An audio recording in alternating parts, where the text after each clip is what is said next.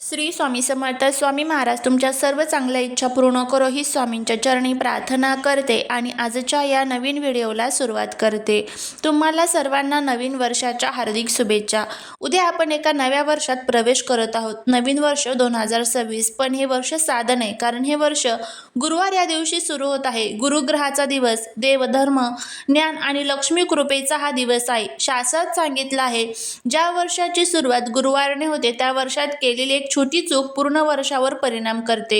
म्हणूनच आजच्या व्हिडिओमध्ये मी तुम्हाला सांगणार आहे नवीन वर्ष 2026चे आध्यात्मिक महत्त्व, गुरुवारी काय करावे, काय करू नये, नवीन वर्षाच्या पहिल्या दिवशी गुरुवारी कोणत्या सेवा कराव्यात, कोणते उपाय करावे, कोणत्या चुका केल्याने लक्ष्मी रुष्ट होते आणि त्याचबरोबर एक अशी वस्तू जिला या दिवशी चुकूनही स्पर्श करू नये, नाहीतर माता लक्ष्मी नाराज होते.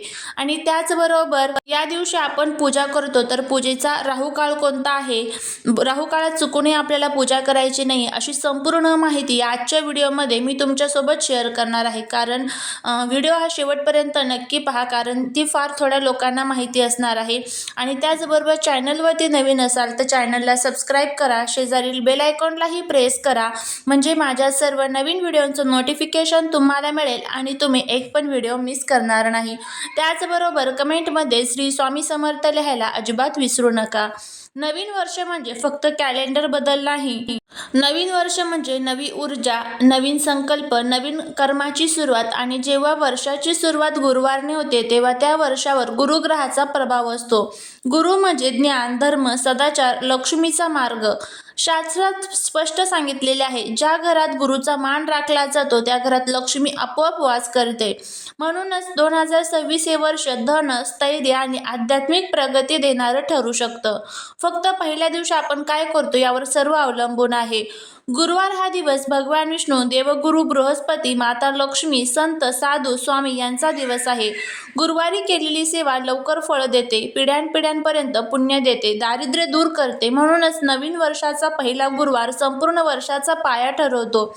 नवीन वर्षाच्या पहिल्या गुरुवारी आपण आवर्जून करावे असे काही जे काम आहे तर ते आपल्याला करायचं आहे. सकाळी लवकर उठा. सूर्योदयापूर्वी उठणं म्हणजे लक्ष्मीला घरात आमंत्रण देणे. स्नान करताना स्मरण करा मनामध्ये, हे प्रभू, या वर्षात माझ्या हातून पाप न घडो आणि चांगले कर्म जे आहे तर ते घडो. घर स्वच्छ ठेवा, विशेषतः स्वयंपाकघर, देवघर, मुख्य दरवाजा. अस्वच्छ घरात लक्ष्मी थांबत नाही. पिवळ्या रंगांचा वापर करा. गुरुवार आणि पिवळा रंग यांचा अतूट संबंध आहे. पिवळे कपडे, हळद, केसर, चणा डाळ, गूळ या वस्तूंचा वापर करा. स्वामींची कोणती सेवा या गुरुवारी करावी हे खूप महत्त्वाचं आहे, कारण नवीन वर्षाच्या पहिल्या गुरुवारी स्वामी समर्थांची सेवा केली तर ते वर्ष आयुष्य बदलून टाकू शकतं. स्वामी सेवा विधी: स्वामीच्या फोटोसमोर दिवा लावा, पिवळं फूल अर्पण करा, श्री स्वामी समर्थ मंत्राचा जप करा, गोड नैवेद्य दाखवा, शिरा, साखर, गूळ, शक्य असल्यास गरीब भुकेल्याला किंवा गाईला अन्न द्या. स्वामींची सेवा म्हणजे गुरुसेवा आणि गुरु प्रसन्न झाला की लक्ष्मी आपोआप प्रसन्न होते. गुरुवारी काय अजिबात करू नये तर खोटे बोलू नये, कोणालाही अपमानित करू नये, वाद भांडण टाळा, शिवीगाळ करू नये, गुरु वडीलधारी स्वामी यांचा अनादर करू नका. विशेषतः गुरुवारी केस कापू नयेत, नखे कापू नयेत, घरात नकारात्मक चर्चा करू नये. नवीन वर्षाच्या पहिल्या गुरुवारी होणाऱ्या सामान्य पण घातक चुका असतात. अनेक लोक नकळत या चुका करतात. उशिरा उठणं, घरात कचरा ठेवणं, देवपूजा न करणं, रागात बोलणं, उधार देणं किंवा घेणं ह्या छोट्या चुका पूर्ण वर्षावर परिणाम करत असतात. माता लक्ष्मीला प्रसन्न ठेवण्यासाठी नवीन वर्षाच्या पहिल्या दिवशी काय करावे तर घरात गोड पदार्थ करा.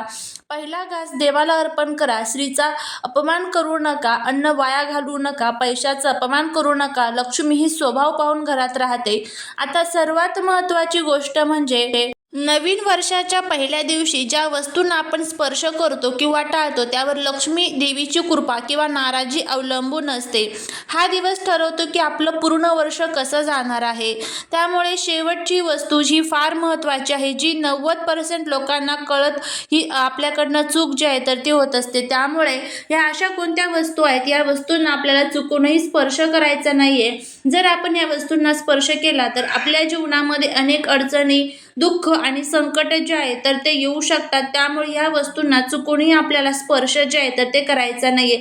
आपण म्हणतो की मी खूप पहिल्या दिवशी सेवा केली, उपाय केले, तरीही मला त्याचं फळ का मिळालं नाही? कारण ह्या ज्या छोट्या छोट्या चुका असतात त्या आपल्याकडनं होतात आणि त्यामुळे केलेल्या सेवेचं आणि केलेल्या उपायांचं फळ जे आहे तर ते आपल्याला मिळत नाही.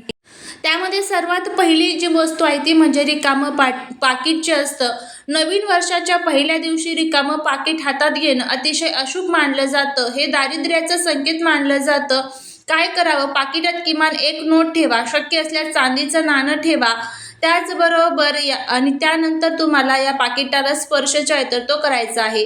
फाटलेले कपडे पहिल्या दिवशी फाटलेले, जुने किंवा मळलेले कपडे हातात घेणं किंवा घालणं लक्ष्मीला आवडत नाही. कारण लक्ष्मी स्वच्छता, सौंदर्य आणि आदर पाहते. त्यानंतरची पुढची जी वस्तू आहे ते म्हणजे तुटलेली भांडी. नवीन वर्षाच्या पहिल्या दिवशी तुटलेली प्लेट, तडा गेलेला ग्लास, फुटलेली वाटी यांना स्पर्श करू नका. यामुळे घरात कलह वाढतो, पैशांची नासाडी होती, अन्नाची किंमत राहत नाही.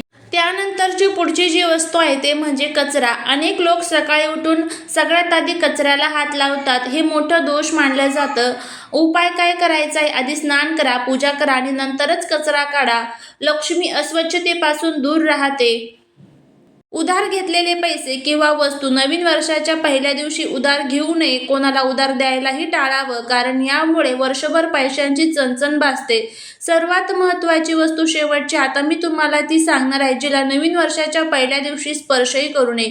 रागाने हात लावलेले पैसे. होय, रागात पैसे मोजणे, रागात पैशांवर चर्चा, पैशांचा अपमान हे लक्ष्मीला सर्वात जास्त दुखवतं. लक्ष्मी म्हणजे ज्याला पैशांचा आदर नाही त्याच्याकडे ती थांबत नाही.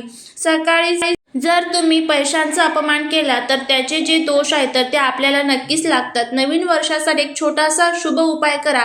सकाळी स्वच्छ कपडे घाला, त्यानंतर देवघरात दिवा लावा, गोड पदार्थांचा नैवेद्य दाखवा, पाकिटात नोटा ठेवा, मनात कृतज्ञता व्यक्त ठेवा.